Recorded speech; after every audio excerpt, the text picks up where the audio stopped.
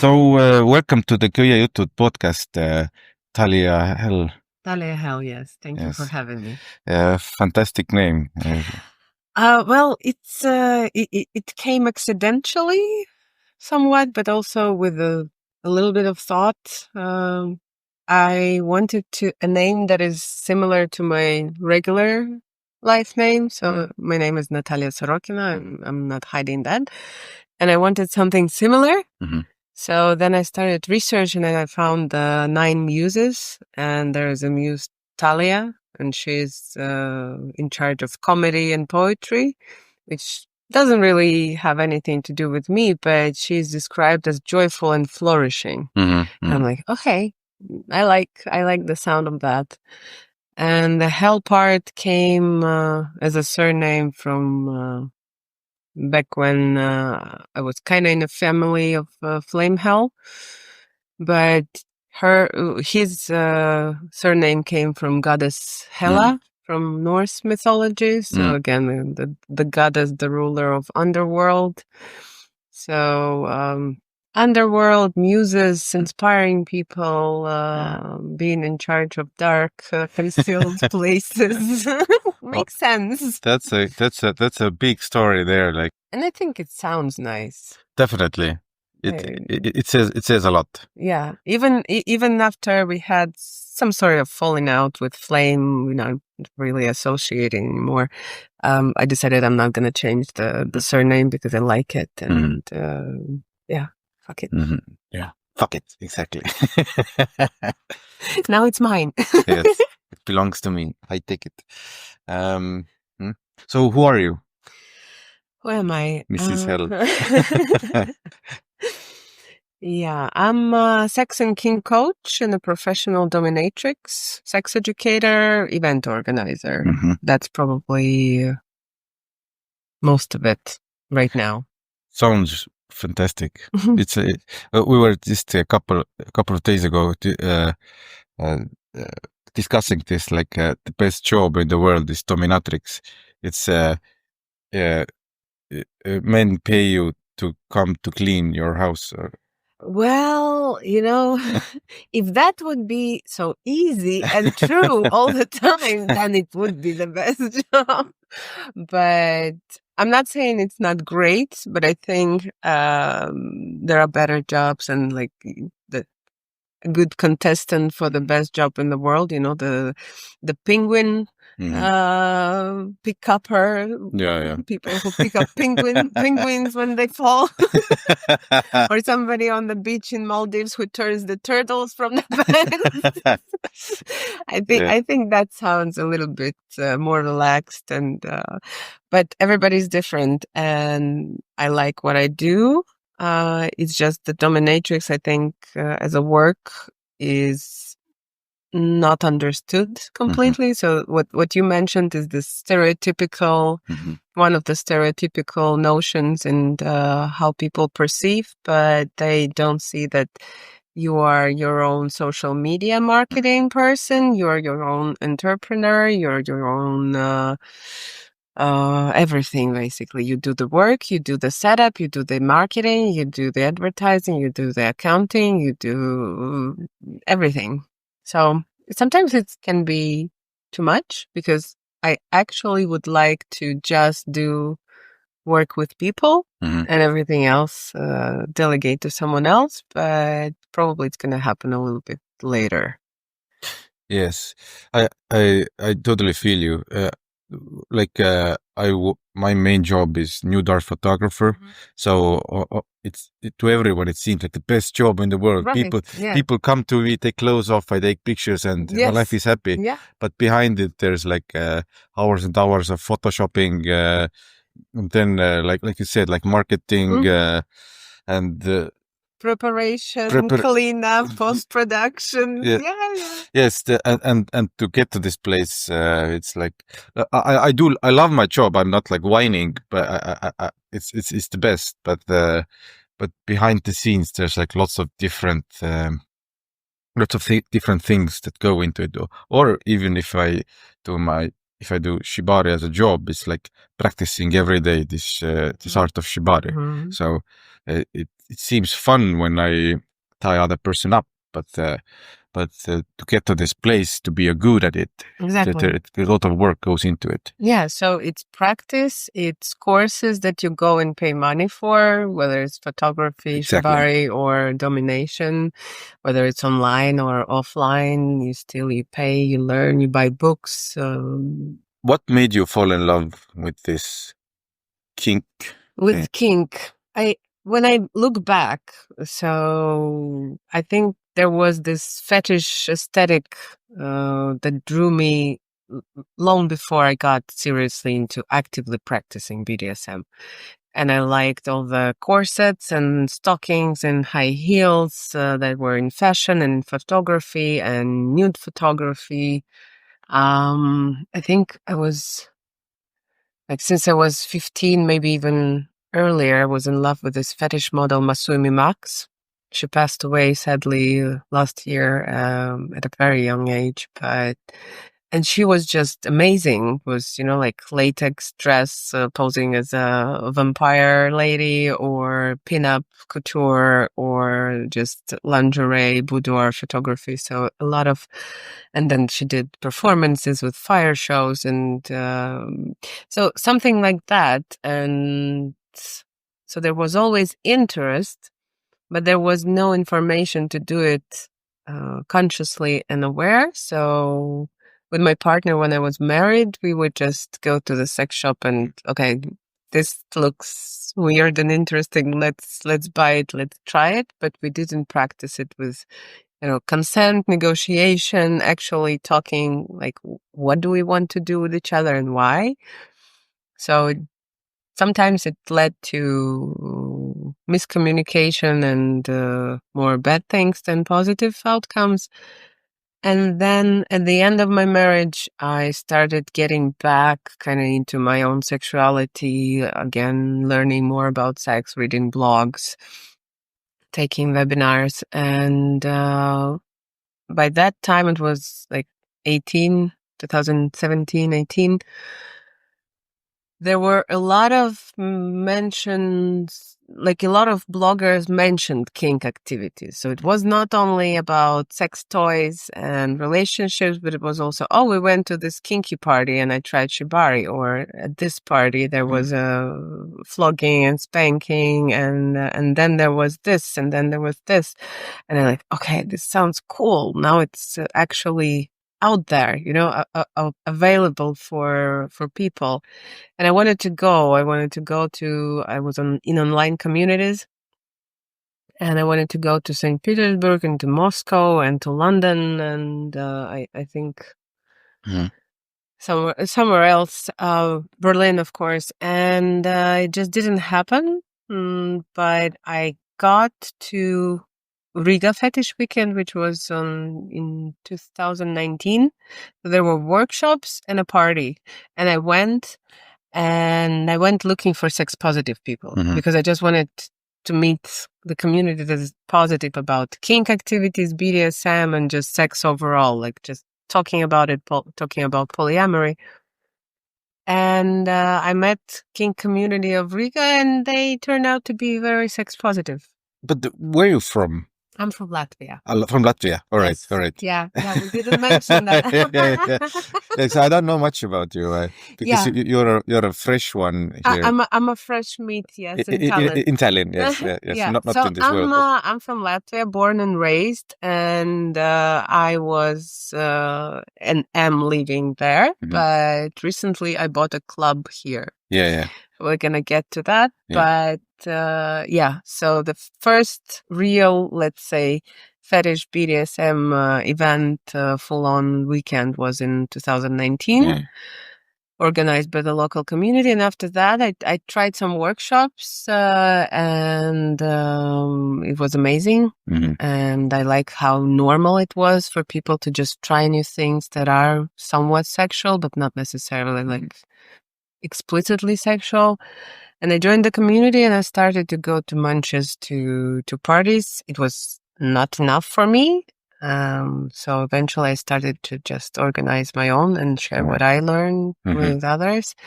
But what made me fall in love is the psychological part of it, because I was going through a divorce, going through a breakup and a tough period in my life. And kink and BDSM, when I started to go for sessions as a submissive first to understand what I like and what is out there, it really helped me to process the emotional pain, because for me that's how it works. So it is easier for me to put emotional pain into physical pain, and then I can process it, and then I can live through the repressed emotions and kind of let go. So this is what I like for myself as a receiver, and this is what I also offer people. So it's almost like a therapy. It's almost like a therapy. It's not therapy. It's not therapy, yes. It's not therapy. Yes. And I always send clients who come to me to process some emotional, psychological things also to go to a therapist. Yeah. Do not substitute therapy with kink. Exactly. Yeah. But it can be a helpful tool. And in Riga, I know at least 2 kink-aware therapists who also sometimes send people to me to try something because they trust me. So I send clients to them, they send to me, and we try to help as much as we can. So therapeutical part, but also playfulness of it. It's just like huge playground for adults where you can do whatever and you still feel accepted and you don't feel weird. And even if you're weird, you come with your weirdness, and there's much more weird people who are very open, and they're like, yeah, sure. Yeah, I really like this part that it's a playground. It's like even if when we play with all these emotions, they're or like when we make shame on someone, we don't do it because we want something bad. It's just play. Yeah, it's like I don't do it for real. It's like through the fun or yes, there are like boundaries that we set on each other. Exactly. And this makes it like playful. I really like you said, it's a playground. And yeah, but that's important, the boundary part, because just hearing or seeing, now kink is becoming more and more popular, so there are more movies, more series dedicated to it. So just hearing about like, oh, you can play a humiliation game when you say nasty things to another person and they get off of it. You cannot just copy paste it. It doesn't work. The same as it doesn't work as with porn. You cannot copy paste porn into your bedroom.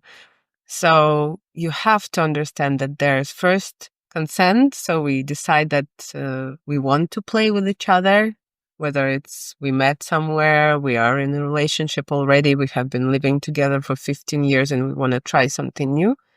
But we have to agree, okay, we want to try something. And this thing will be this, let's say, humiliation.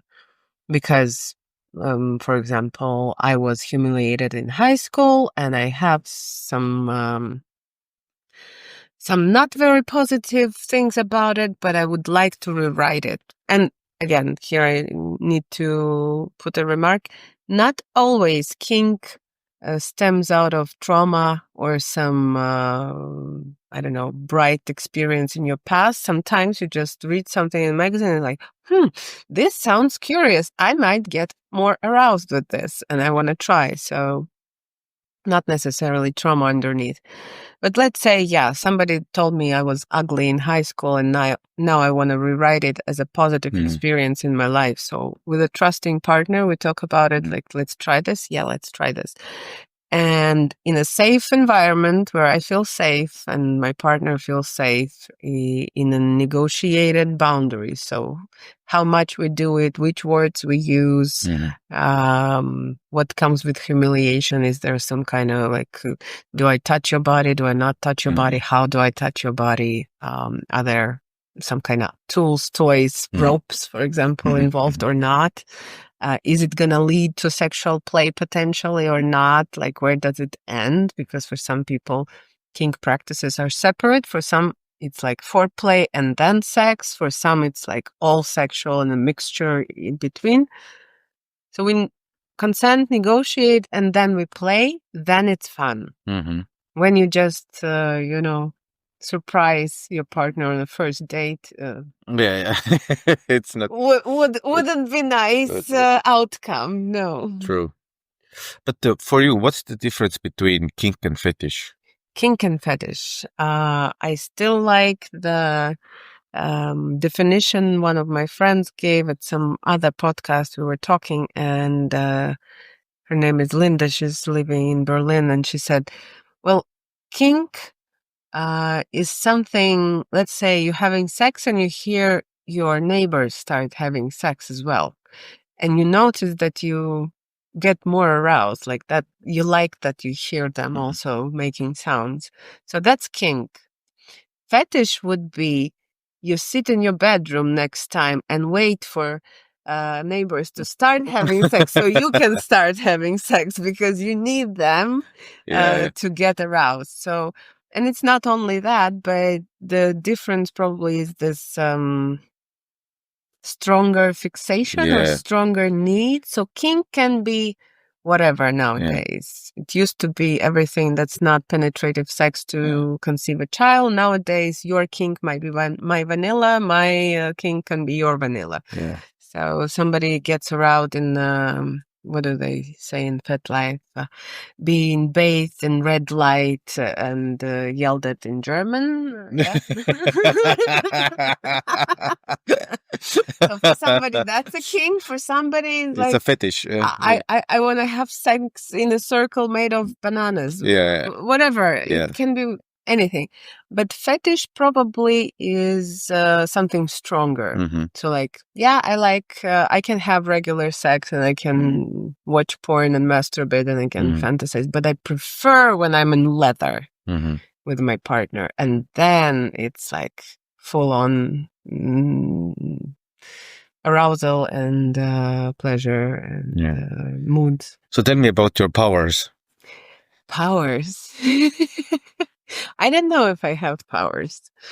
Probably my biggest power is empathy. I just like people and I trust that every person initially is good and they want to be happy and they want to be worthy part of society. We are social beings, but then something happens, life happens, relationship happens, and maybe we lose ourselves, and then we get traumatized, angry, anxious, depressed, and behave in a certain way, or we lack knowledge. So I guess for me, my power is just I first welcome a person if they're polite and respect me. I can tolerate almost any weirdness. It doesn't mean that I'm going to play with everybody, but we can at least talk.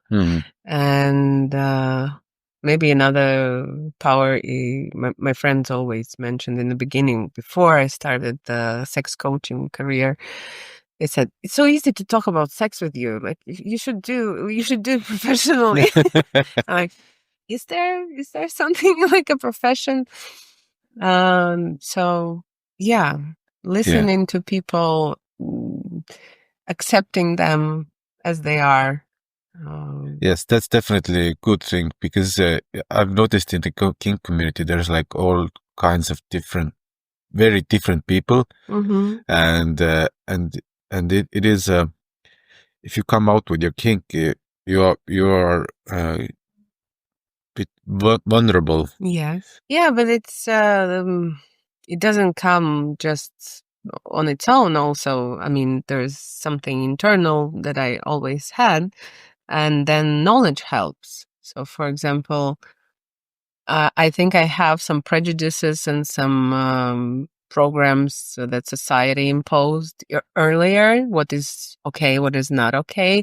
But then I went and took a course, 6 months course of practical sexology, and just found out that there is actually a definition, what is okay, what is not okay medically. And so everything that doesn't cross other person's boundary and the law of a specific country and doesn't do harm to you or your life is considered to be individual sexual preference. So almost anything is allowed within these limits. But we talk about dysfunction when it becomes super obsessive, like it should be certain parameters so that sexologists can start talking about dysfunction and something being wrong. It's like it's only one activity that satisfies a person. They don't like that it's only this activity. It's been going on more than 6 months. Other areas of life start to suffer, so they maybe don't go to work, they miss meetings with friends, they just dedicate everything to that activity, and then the hygiene starts to go, they don't eat, they don't sleep, they, let's say, just masturbate to pictures of feet online, and they suffer themselves, and they would like to change, but they can't. So then we talk about dysfunction, and you need to ask for help and then figure out how you can change that, because brain is awesome. Brain is neuroplasticity is an awesome thing, and it works at any age. So we can actually rewrite the brain, how it works and what you like and what are your habits, but you have to do it consciously. So yeah, with that knowledge, it's easier to accept people. So if somebody comes with me with their fetish or with their fantasies, it's okay for me that they have that fantasy. There is always a conversation to find out why they like it, what do they get out of it.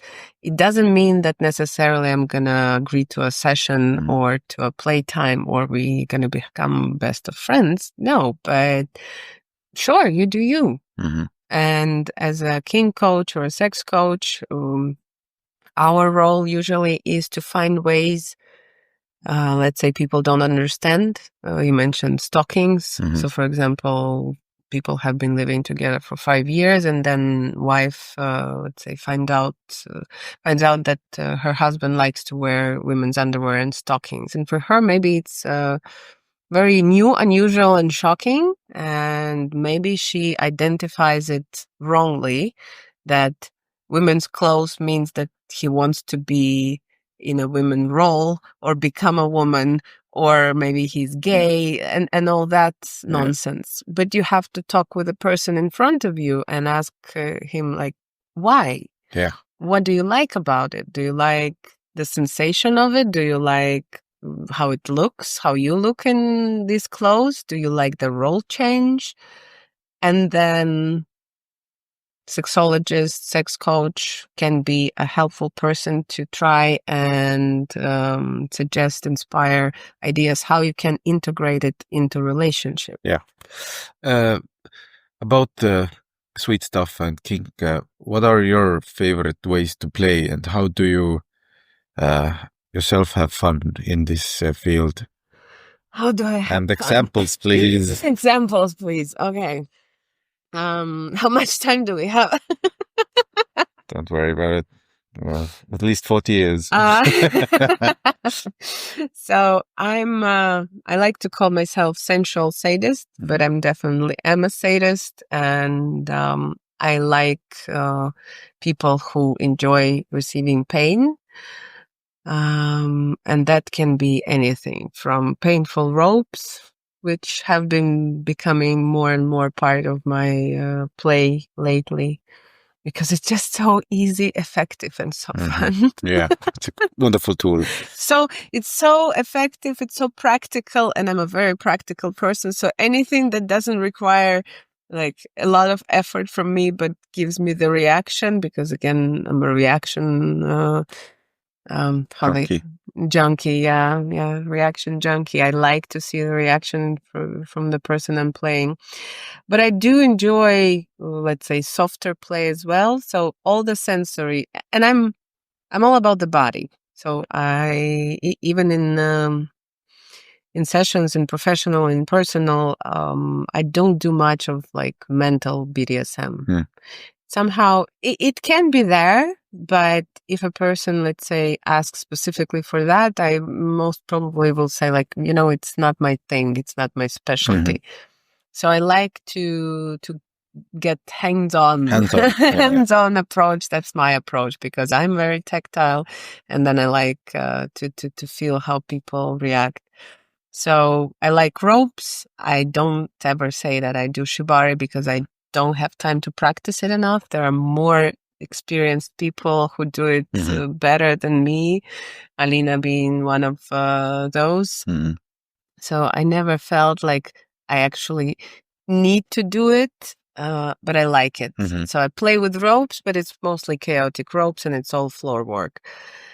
I like candles. I like wax play. This is like creative moment, but also can be painful, but can be sensual, but can be just exploration of the sensations, and then it's so pretty. Yeah, with the candles, I had a couple of days ago my birthday, and I made a little 20-minute workshop for all the guests, and I took out the candle, this BDSM candle, that's it's low temperature, and I talked about how to do it, and people were amazingly surprised how fun it is. So it went around the table. Everybody was able to put some candle wax under them. Like, oh, where can I get this candle? Like, because in their mind they were all like scared, like, oh, I don't want to get burned, and it doesn't. But once they tried with this right candle, it was like, oh, it's so much fun. It was a totally different thing. So it's like lots of this preconceptions or stereotypes.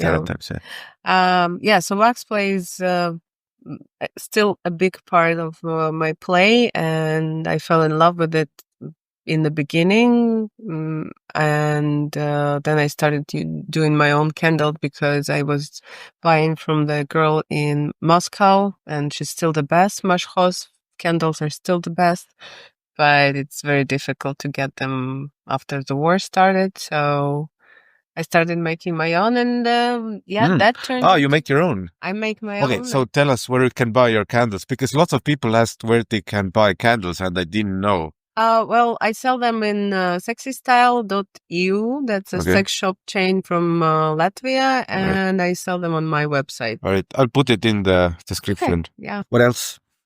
What else do I like? I like breath play a lot. I like choking. Or what do you mean?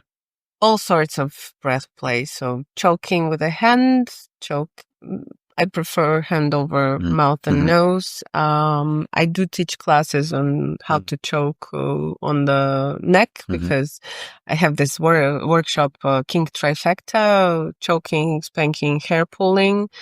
Basically how to do the kink basics right and correct your Tinder date that tries to choke you without warning, because they think this is sexy and this is what powerful people do. But yeah, I like bag over head. I like bag over the head. Yeah, interesting. I don't know how explicit we can go, but let's go crazy. But I like some, let's say, torture methods done consensually as well, such as waterboarding. Interesting. Yeah. That one I haven't done. It's not for everybody, and it's quite dangerous. So people shouldn't just try it. But I went to workshop in Berlin. But have you been waterboarded? Yes. So how was it? It's quite scary. Yeah. It's very scary. But why is it different from just hand on the face? Because it's super uncomfortable. The water is in your nose and in your ears and just everywhere. And yeah, so... Is it like scary as well? It is scary. Yeah. It is scary, but that's the point. Yeah. But it can be also very playful. So it's not waterboarding as the CIA does it. So it's not like 40 seconds with the falls in your face, then what do they do? 10-second breaks, 40 seconds again. So it's not actually torture, drowning a person to interrogate them, but it's, again, playful, inspired thing from that aesthetic, let's say. And it's actually, this is a mind game. So waterboarding can be a mind game. So waterboarding as a play is somebody's laying down at the correct angle and there is a towel or a fabric over their face. And then you just slowly start to drip water. And you don't even have to go as far as like actually pouring a lot. But when the water starts to drip, there's a lot of things going on in your head. Okay. And I went to, oh my God, I forgot, but Carnivore is his nickname. I went to his workshop about playing with water and breath. And there was this one moment I particularly liked. So when he was demonstrating on his partner, on his model, he says, like, introduce some mindfuck games, like he a little bit tied her up, played with waterboarding, but somewhere in the beginning he gave her a dildo in the hands to hold on to. And I never used it. Never did anything with the dildo.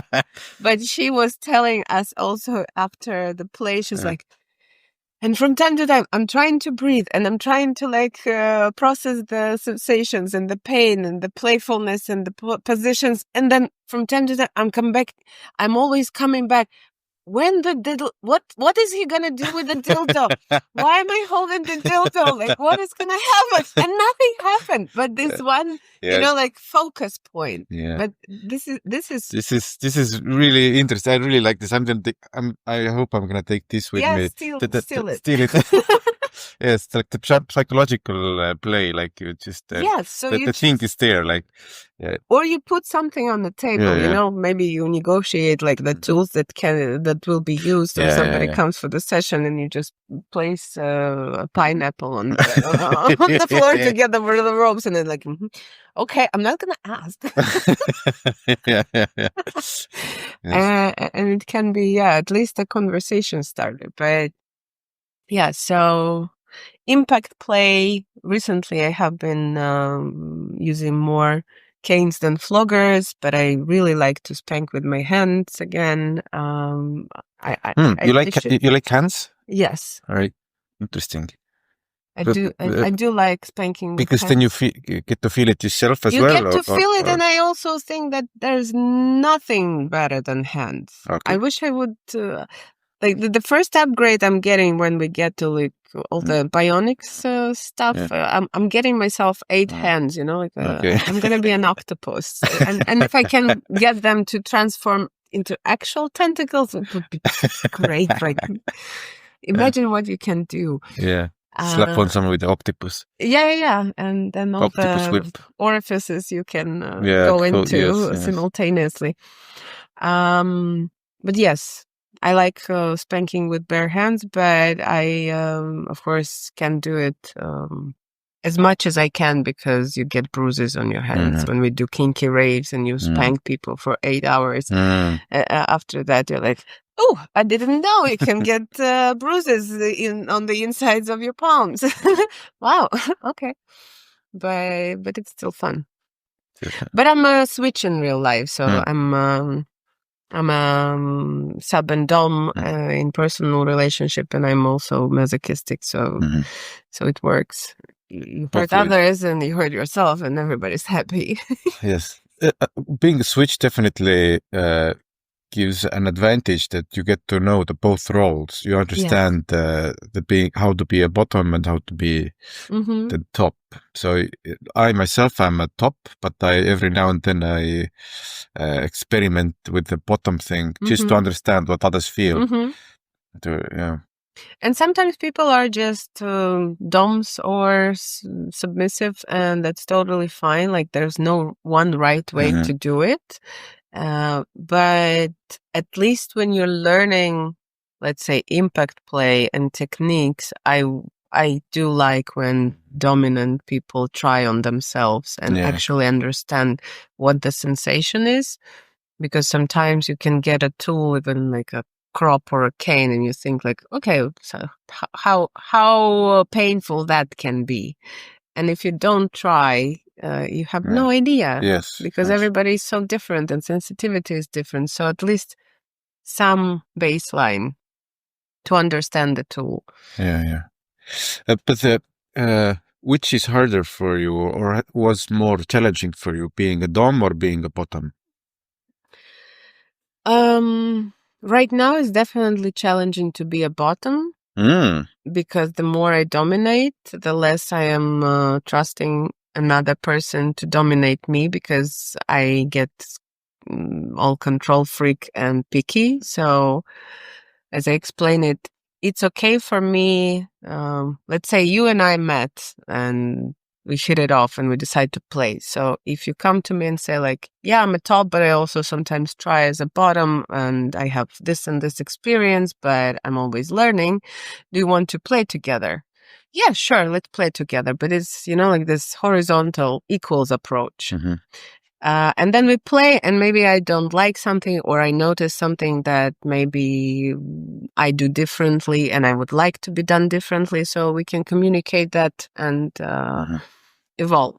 But and it's still happening. And if the top approaches and says like, yeah, I'm dominant. I'm only dominant. I have this and this experience. I have been dominating for 15 years. I know everything. I'm going to show you a good time or something like that. And God forbid I agree. And somewhere in the play, I noticed that they're doing something stupid or wrong or not safe. It completely breaks my trust. And then I get a boner killer and I cannot play anymore. Yeah. So it feels like I need this humbleness in the beginning. So you can be the best dom in the world, whoever you are, men, women. But if you approach me with this arrogance and then you fuck up a little bit, in my opinion, again, it's only my opinion, but it's also my body, my psyche, and my life, then it doesn't work. Yeah. It's very hard It definitely to come back from that. Definitely needs trust because it is a lot about trust and creating safety. Tell me about what do you enjoy about being a dom? About being a dom. Well, I recently think maybe the control quiets my anxiety in a way.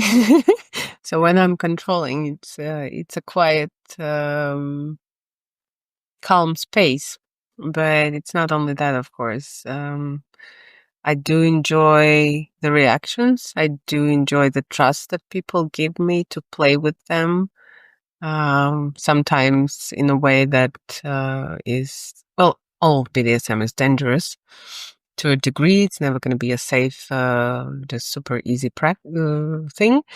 But sometimes, yeah, that their life is in my hands. And of course, it's a power ride. There you can get into a dumb space from that. Like I'm literally responsible for somebody's life, and that's a very, again, humbling sensation and feeling that you are responsible in that moment. So you cherish that, and you have this ultimate respect for the life itself in this human being. I like, as probably a lot of doms, to be worshipped and to be accepted in that worshipping.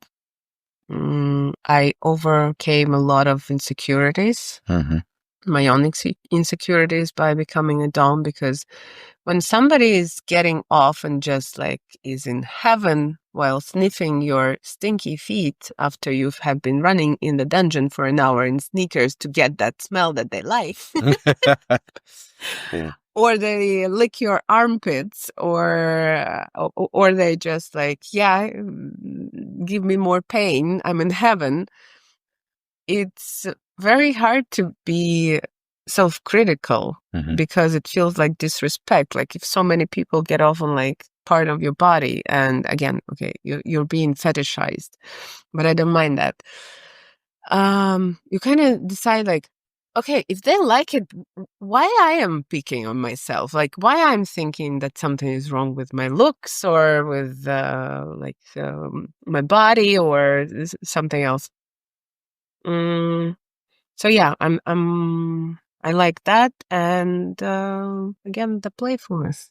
The places I have to go to let myself being a dom, like you said, like if you're being a dom, then somebody's worshiping you, and so it's quite in the beginning for me. It's quite difficult to let someone worship you. Yeah, it can be like I don't deserve this, or there's this interesting places where you have to go to allow other person to do good things to you. Or you demand them that they do this to you. It's like your desires matter. Yeah. It's definitely like a interesting journey. But I think it's the same. I think you probably know him, Gilgamesh, another teacher here in Estonia. He teaches impact play, and he also plays with ropes, I think. He says the dominant first has to dominate and control themselves, and then control the tools, and then control the submissive or the bottom. Yeah. And I agree. Like, if you want to discipline something, first you have to know what discipline is. If you want to be worshipped, you need to feel worthy of love, of worship, at least for that amount of time in that space. So we practice what we preach. Yes. So if you want to control someone, you have to be able to control yourself, because otherwise it's just two bratty teenagers running around in a dungeon. Yeah. Which again, somebody can find fun in that. Definitely, because if you, in many ways, we are trying to take another person as a dom. We're trying to take another person to some kind of a journey, and if you're just if you don't give in to desires, you can like there's a story their story is created. Yes. So you have a dungeon now in Tallinn. Yes, I took over from Mistress Helena, Entangled Witch. I used to run the place with a group of people in Riga. So I ran a dungeon there for 4 years. We've been organizing events, parties, workshops, sessions there. But it ended last September.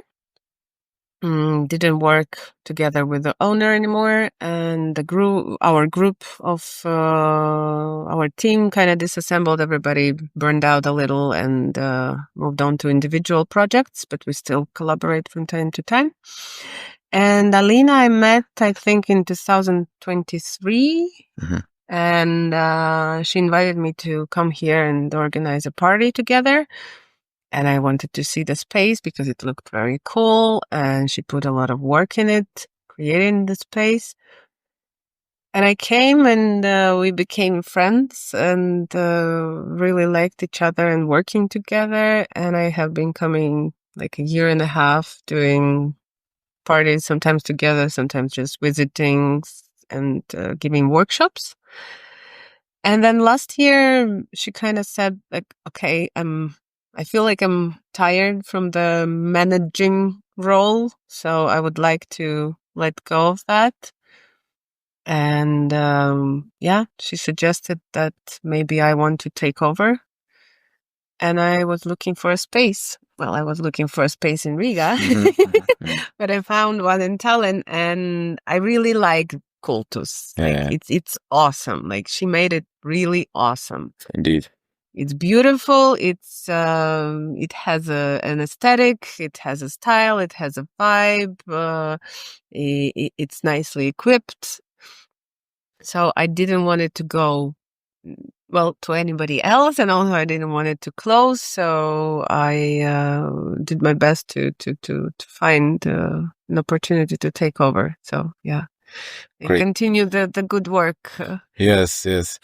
We definitely need a dungeon. So. Yes, yeah, I needed the dungeon with all my shit that was sitting in my apartment when I closed. We had like a kinky store seminar space in Riga, trying with another dom, trying to make that work, and then I had a dungeon. And then when everything kind of closed down last summer, and I had to move all the stuff from 2 places to my apartment, I was living in a storage.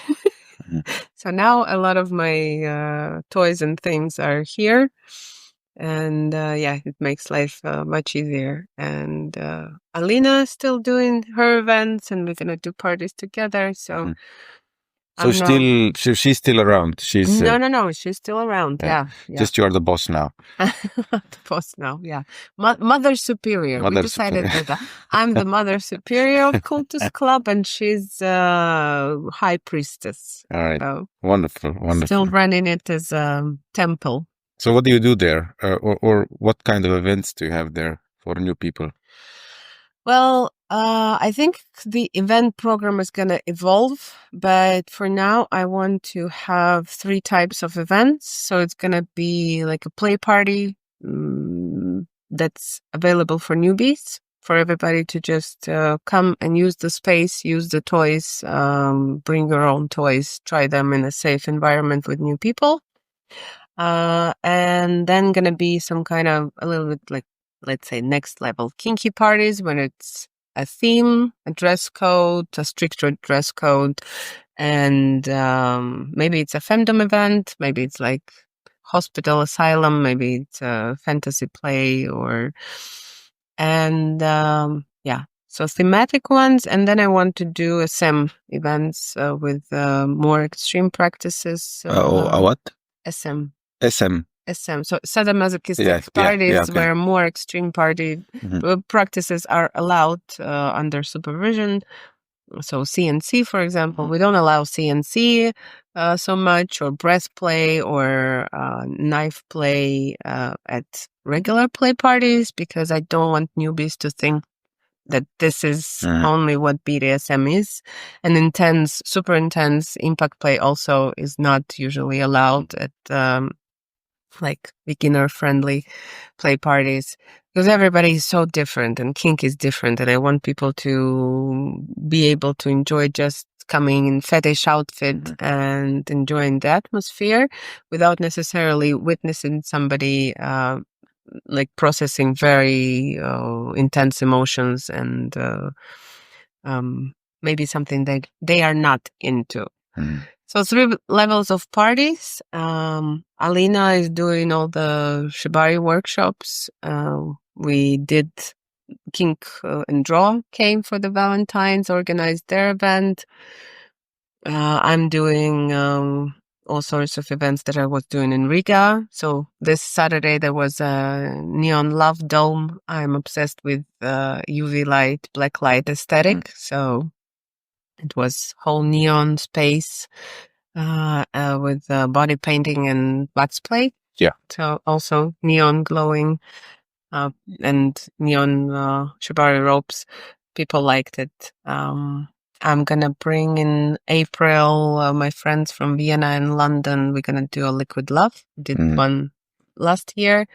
It's sensual event when people come and undress to the level of their comfort, put on a blindfold, and then warm olive oil is poured on them, and everybody. Yes, I've heard about it. People really loved it. Yes, but it's amazing. It's so trippy. Yeah. Like, this is pure oxytocin high.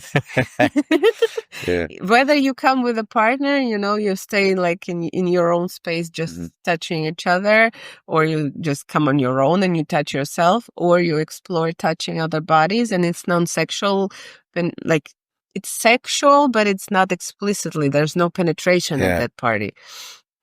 So, yeah, all sorts of things. So about these parties, people who don't know, are these parties like sex parties, or what's happening there? Like, I don't like calling these parties sex parties because sex parties probably is, well, it's more associated with swingers events. Mm-hmm. And I know not every sex party is a swingers event, but I don't think people get into details that much. So our events in Kultus are more kink BDSM parties. So we focus on the practices, learning, exchanging experiences, life hacks, trying some things that you don't necessarily want or can try at home. And then if something sexual, like, again, what is sexual? It's a very broad term. So where do you draw the line? But it's definitely not a club to go to just have sex. Yes. So if you want to just have sex, there are, I think, quite enough parties in Tallinn happening already to focus on that. Here we want to offer something more kink BDSM related. Yes. I have been, I think, one of your parties. It was really awesome. I think you played there electric chess. Somebody was playing electric chess, so every time you took the button or The piece, the yeah. piece, you got electrocuted. So it was wonderful to see. Well, it's not really electrocution. It's just the contraction of the muscles under the how to say charge, Yes. electrical charge, and it's not that painful, but it's just so awkward and weird. Yes. And yeah, we tend to be very silly sometimes. Yes, and then there was this. If I may talk about it. Yeah. Without mentioning people, I don't know their names. So I was playing with my partner, and then people started laughing at looking at somebody was reading some book, and the person was reading the book really awkwardly. So, and people were laughing at that, and I didn't understand why, but me and my partner, we stopped tying, and then we started watching what's going on. Why is everybody laughing? And the person started reading the book more and more and more awkwardly, like and then the person came. and then I understood, like, somebody's under the table with a vibrator, and yeah, that's called hysterical literature or hysterical cabaret, and I sometimes do it. And my friend from Vienna, who's going to come in April, also we're going to do like Friday, going to be hysterical literature, so Yes. people can participate and or watch that. But it's fantastic. Like it's so fun. Exactly. To participate, to watch, because it's just so it's not anything penetrative. There's no penetrative action. There's usually just a magic wand or a massage gun used, and people can stay in underwear if they don't feel comfortable getting like underwear off. And everything is safe. So there's disinfection and condom on the toy for every person. There is a whole safety procedure. But yeah, you just do a reading, or you can read a poem, or you can sing, or you can tell your jokes if you're a stand-up comedian. Yeah. And it just sometimes it works, sometimes it doesn't, because everybody, again, sensitive to vibration, different on different levels. But yeah, it's a fun sex positive activity, and you kind of reconnect with this body. And the amazing part for me is always that every book makes sense. Yeah. You know, like whatever you read, the Bible, the physics book, the letters to loved ones, historical letters to loved ones, or modern feminist manifesto, or satanic Bible, or I don't know, mathematics equation. It all makes sense. Yes, definitely. It was definitely the most emotional and the deep reading that I've heard. Yeah, so if you have a favorite book, you can bring your favorite book and then add a different layer. Yeah. So I really like about your events that there's like lots of different activities. For me, it's easy to go to play parties because I do shibari, and it's my go-to tool, but most people are not. They don't practice shibari every day, so they don't know how to do it. So, but for them, it really helps out all these different interesting tools or activities that you have organized. Yeah, because I feel like it helps when we also allow, of course, to come to the club and just for the party, almost every party, you can just come and watch. You don't have to necessarily participate, not with your partner, not with other participants, but you can just come and watch and see what's there, how people play, because sometimes it can be the most beautiful thing just to see the dynamic.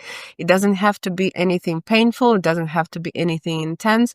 It can be just to see the interaction, how two people communicate and how they play with each other sensually or kinky or a little bit more integrating painful, I don't know, spanking, tying, whatever comes to mind.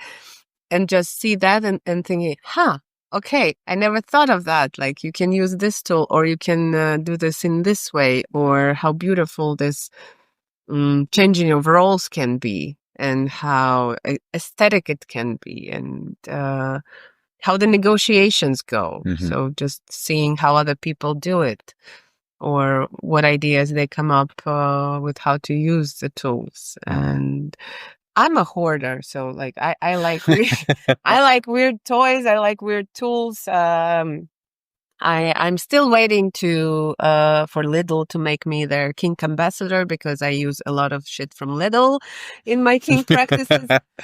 Somebody suggested I need to write a letter to the owner, but yeah. So sometimes going to a kinky like BDSM fully equipped place is just to find out, okay, there's this tool exists and this tool exists and it feels like this and you can use it like this and you can ask people who are more into kink what you can do, what you can try with your partner to make your life more exciting.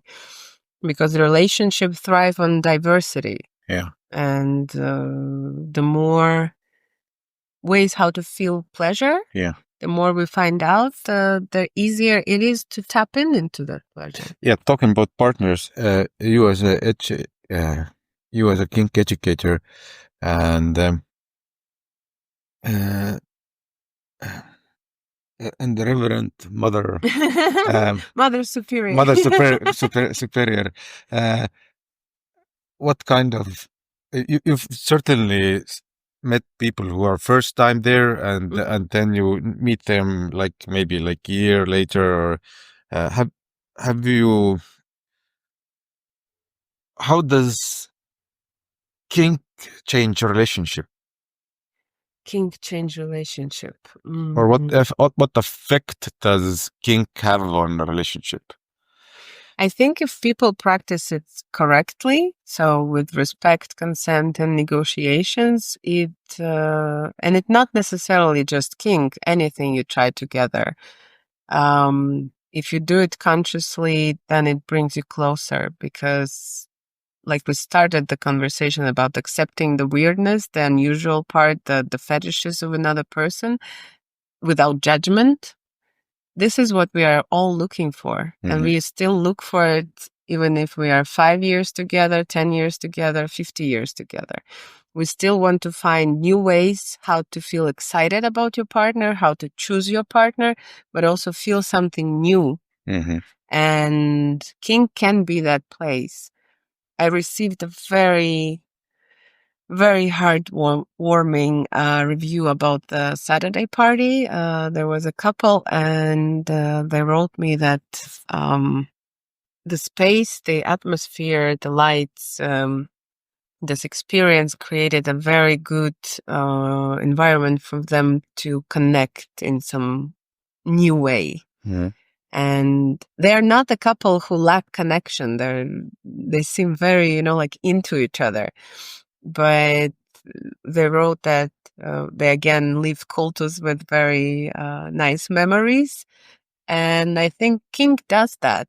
It just gives this broader playground, because if we think in this paradigm that relationships supposed to be like this, and sex means only this, like only narrow thing, then when that stops working for any reason, maybe someone is going through a lot of stress at work, maybe somebody gets sick, maybe somebody is on medication for something, and genitals don't work as they used to.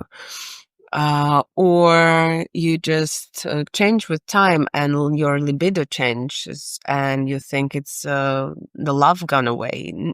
Not necessarily.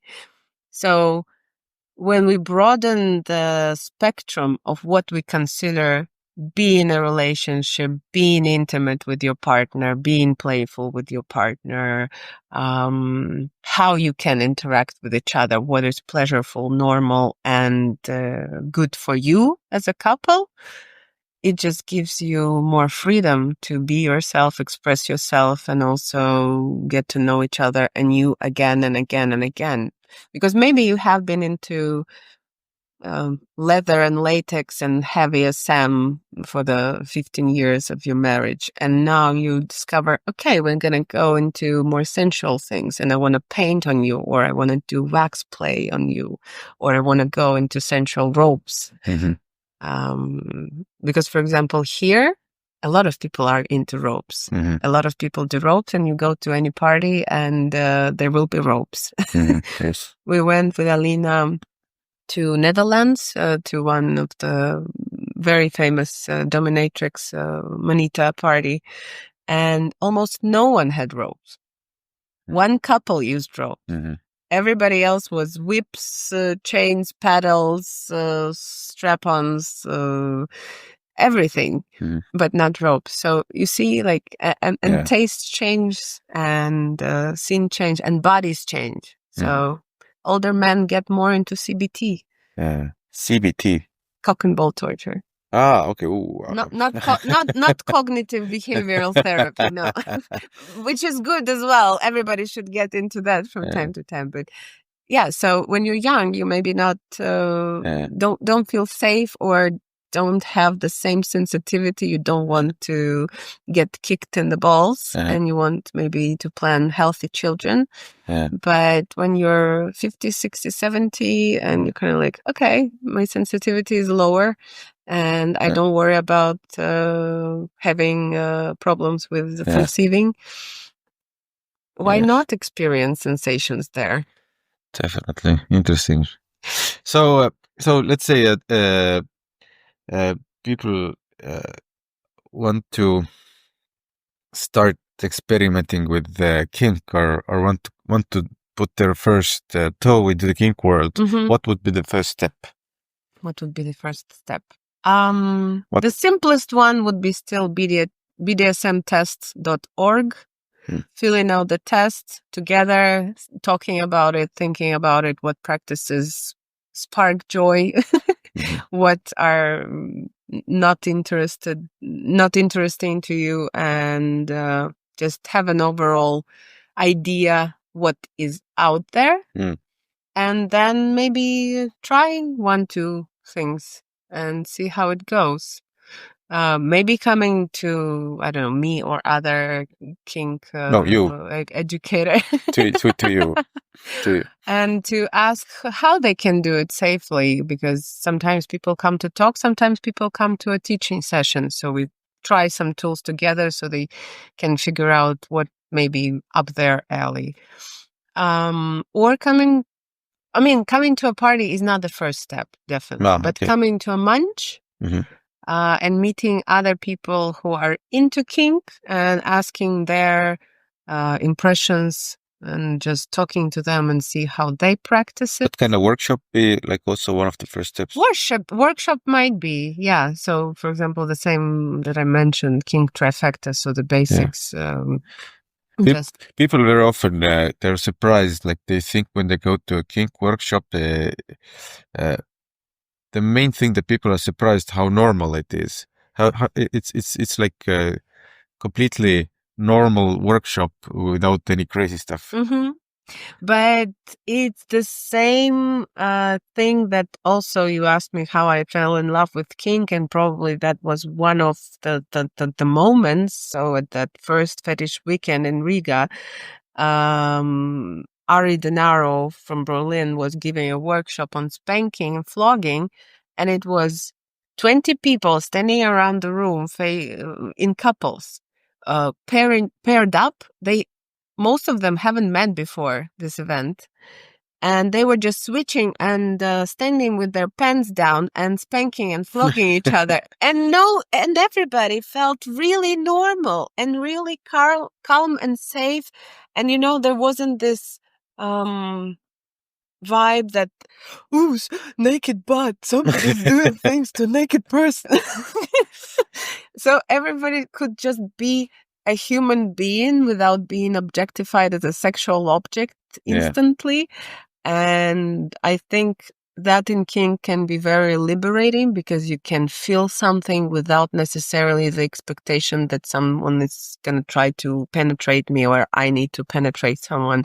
We can just play and experience things emotionally, physically, and then decide if we want to move on further. So yeah, this normal, feeling normal, doing weird things is amazing. Yes, exactly. So how can people find you? People can find me. What they should do? It's always easier to write me an email. I have a website. You're going to post it, sonatalicious.com. You can post it in the description. I have Instagram, Telegram, and FetLife. So Sonatalicious on FetLife, Thalia, THALIA.hel.fire on Instagram, and Thalia Hel on Telegram. And there is also Kultus Club Telegram now. And we are all moving slowly to Telegram for obvious reasons, because some of the billionaires in US are not so sex positive as we would like them to be, and they delete accounts on Instagram. Yes. And Facebook. But yeah, any club@cultus.club is an email for Kultus. sonataliciousinc@gmail.com is mine. You're gonna post all of that. Yes, I'll put it all in the description. But yeah, just write me on Instagram or write me an email. Ask what are you interested in, and maybe I can direct you to someone or answer some questions, or we can come up with a consultation session arrangement. All right. Thank you for coming to the YouTube podcast. Thank you for having me. Yes.